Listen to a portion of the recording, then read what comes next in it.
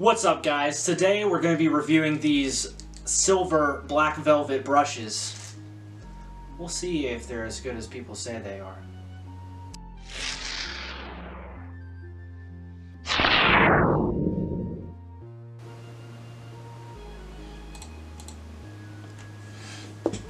Okay, so the brushes we have today are a number 4, a number 8, and a number 12. Each one can be used for different applications, but I hear these do hold a lot of water, so we're going to test that out. So we'll start with the number 12. Let's see how much water that will hold. And we're just going to pick one of our colors here. And we're going to go straight pigment down.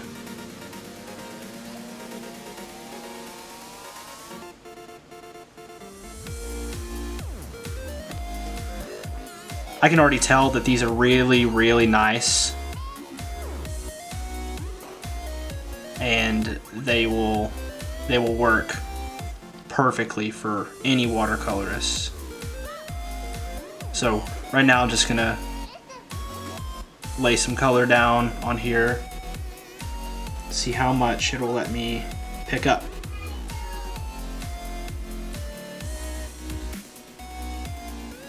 Some people go straight down with their gradients, but some people also go sideways, which it's up to personal preference. Ooh, a little hair came off on there. But that's normal for any brush. So we're going to wash this one.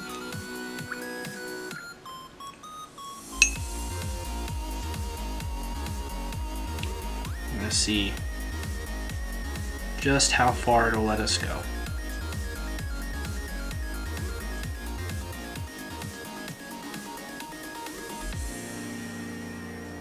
And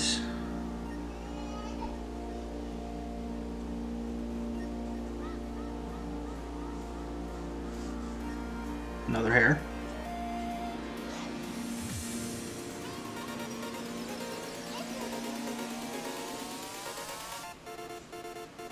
Okay, so far, I'm really liking these.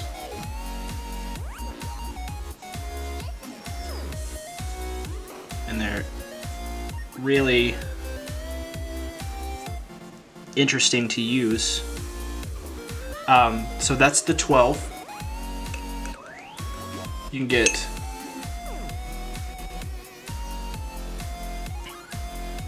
I bet you can get really nice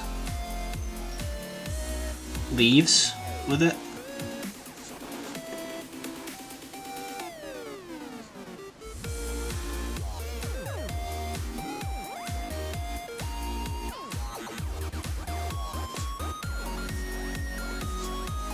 You can do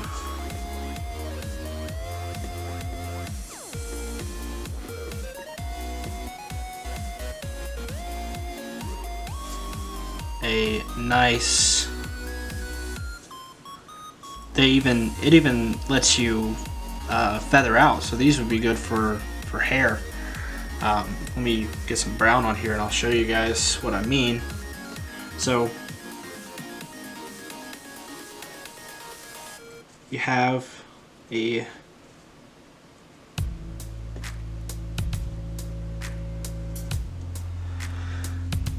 strand of hair. You have this huge size 12 brush, and it's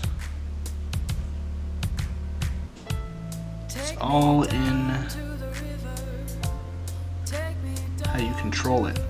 You can get those really thin lines even with this super large brush, but that's not what this brush is for. This brush is for filling in large areas of color, i.e. this red spot. But let's see.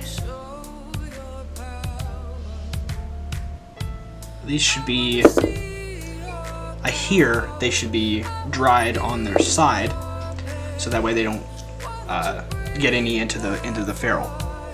So we're gonna go with the 4 here, and we're gonna see how that pans out for using this on hair. So we'll see. Oh, you can get really thin lines with this one. You see that?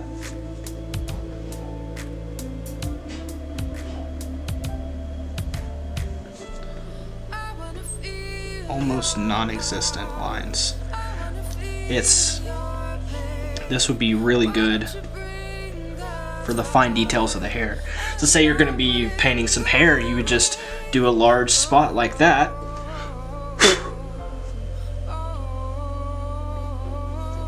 And then you add detail.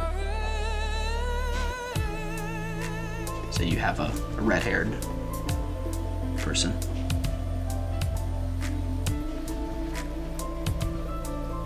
Just add some detail.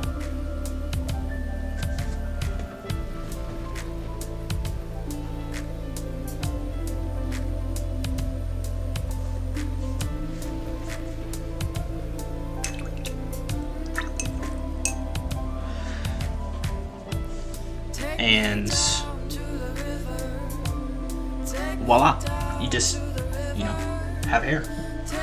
So what we're gonna try to do with this, let's try out the 8 real quick here. I'm really enjoying these so far. They're really good.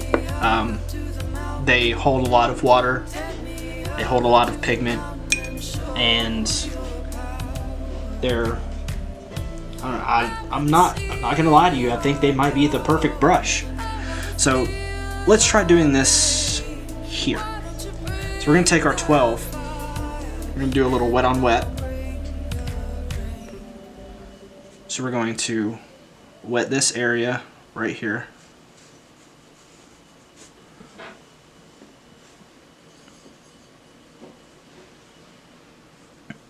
And then we're going to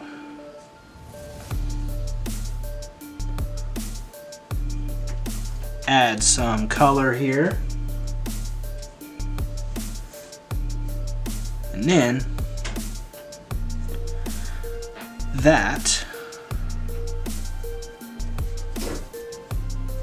will blend out just fine.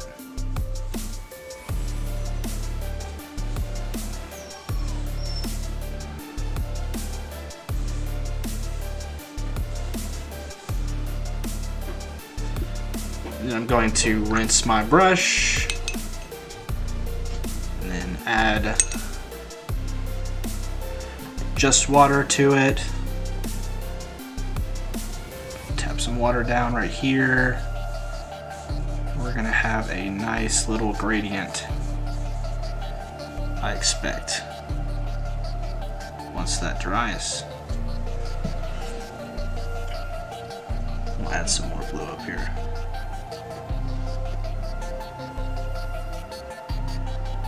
With the wet on wet technique, you can actually get really smooth gradients if you do it right. And we'll see if I did it right here.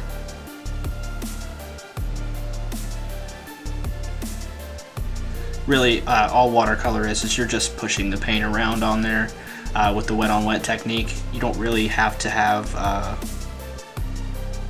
you have to have perfect control, actually. You don't really have a lot of control as to where the water goes, or where the pigment goes. But it does make for some really cool effects. So once that dries, we'll be able to see a almost perfect gradient. Okay, now that this paint is dry, we can get into the nitty-gritty on how the first test turned out. This right here, this nice even wash of paint was from sorry, let me grab the right one, from the 12. I really like how this turned out because even with my old brush, I can't find it right now, I couldn't get this even of a wash. This is a life-changing brush here. As far as these leaves go, they're not really leaves if you can call them leaves. They're not attached to anything, but you see how it has the nice soft gradient right there? It really makes it feel like watercolor. It is literally the best. I can't tell you that enough. This gradient that I did with the number 8 brush, let me pick it up here, number 8 brush, this gradient here,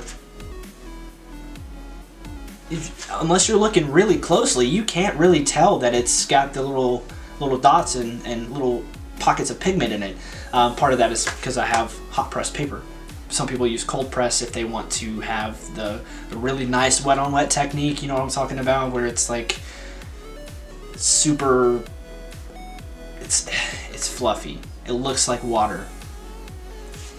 But we're gonna actually take this, what we know now, and we're gonna create something.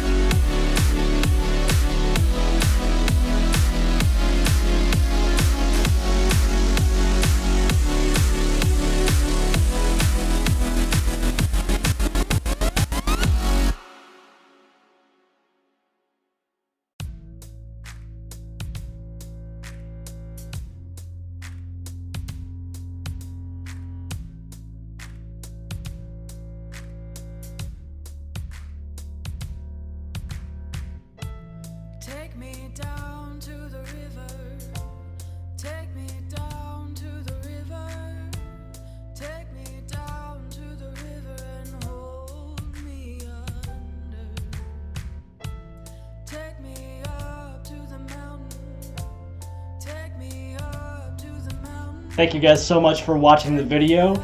If you enjoyed this, please let me know and I'll do more review videos. I have a watercolor pencil one coming up next week.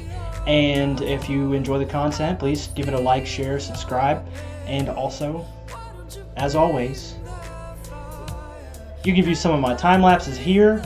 And then you can also see my most recent artist interview with Tony Moy here.